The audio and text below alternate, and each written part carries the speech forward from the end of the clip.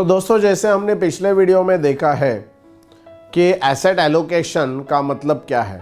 Asset allocation का simple मतलब है कि अलग अलग इन्वेस्टमेंट से अलग अलग बेनिफिट मिलते हैं और वो अलग अलग इन्वेस्टमेंट का जो अलग अलग बेनिफिट है वो हमको लेना चाहिए।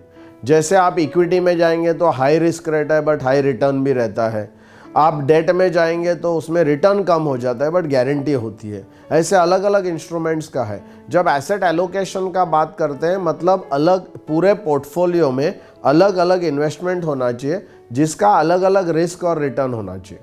तो डेट और इक्विटी और इंश्योरेंस, इस वजह से हमने एसेट एलोकेशन का बात किया। अभी यही एसेट एलोकेशन मैंने आपको बैलेंस बोर्ड के तरीके से आपको समझाया था। थोड़ा सा और एडिशनल मैं आपको बताऊंगा कि किस तरीके से ये एसेट एलोकेशन होता है।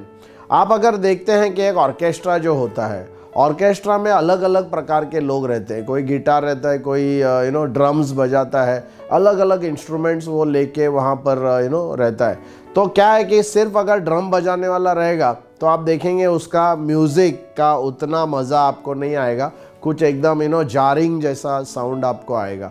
बट जब अलग अलग 10-15 अलग इंस्ट्रूमेंट जब साथ में मिलके वो बजाते हैं गाने के ऊपर तो इतना अच्छा सुर उसका बनता है। तो वह अलग अलग इंस्ट्रूमेंट एक सुर बनाने में काम करते हैं। वैसे ही अलग अलग इन्वेस्टमेंट अलग अलग हमारे लिए काम करते हैं। अभी हमारे बॉडी में अलग अलग पार्ट्स है।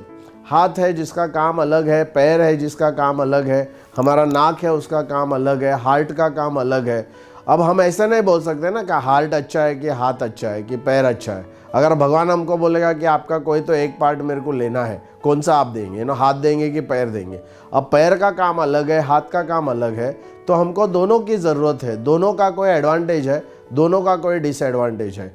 तो आपको भी ये समझना चाहिए। इसी प्रकार से इन्वेस्टमेंट में अलग अलग जो एडवांटेजेस होते हैं, अलग अलग डिसएडवांटेजेस होते हैं, तो सबका मिश्रण करना अच्छा रहता है। दूसरा एक छोटा एग्जांपल मैं दूंगा। सपोज़ आप घर पे शाम को जाते हैं और अपने वाइफ से बोलते हैं कि मुझे खाना दे दो, और वो आती है आपके सामने, आप बैठते हैं खाना खाने के लिए, वो थाली रखती है और फिर अंदर जाके वो चपाती लाके आपके जो प्लेट है थाली में चपाती रख देती है और फिर अंदर जाती है।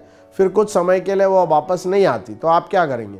आप उनको आवाज़ देंगे, सुनती हो क्या करो ज़रा, मेरे को परसों खाना खाना है। तो वो और 2 चपाती लेके आके आपके थाली में अगर डालेगी, और ऐसे अगर 2-3 बार होगा तो आप इरिटेट होंगे। क्यों इरिटेट होंगे? क्यों बोलेगा चपाती खाली कैसे खाना है, मेरे को तो भाजी भी चाहिए, मेरे को चावल भी चाहिए, मुझे दाल भी चाहिए, मुझे अचार भी चाहिए, मुझे पापड़ भी चाहिए। ये क्यों चाहिए? क्योंकि अलग अलग जो खाना है उससे आपको अलग अलग चीज़ मिलती है। किसी से प्रोटीन मिलता है, किसी से फैट मिलता है, किसी से कार्बोहाइड्रेट्स मिलते हैं, किसी से एनर्जी मिलती है, कैलोरीज मिलती है। तो वैसे अलग अलग खाने के आपको ज़रूरत। अगर आप एक ही चीज़ अगर खाते रहेंगे तो आपकी बॉडी की ओवरऑल डेवलपमेंट नहीं हो सकती। सिमिलरली इन्वेस्टमेंट्स में आपको अलग अलग चीज़ों का मिश्रण करना चाहिए, एक प्रॉपर कॉम्बिनेशन में करना चाहिए, एक प्रॉपर परसेंटेज में करना चाहिए। और वो जो है मैंने ऑलरेडी आपको बताया है कि आपके कस्टमर के लिए जब आप बात करते हैं, आपके माइंड में ये बात क्लियर रहेगी तब आप जाके कस्टमर को क्लियर करेंगे।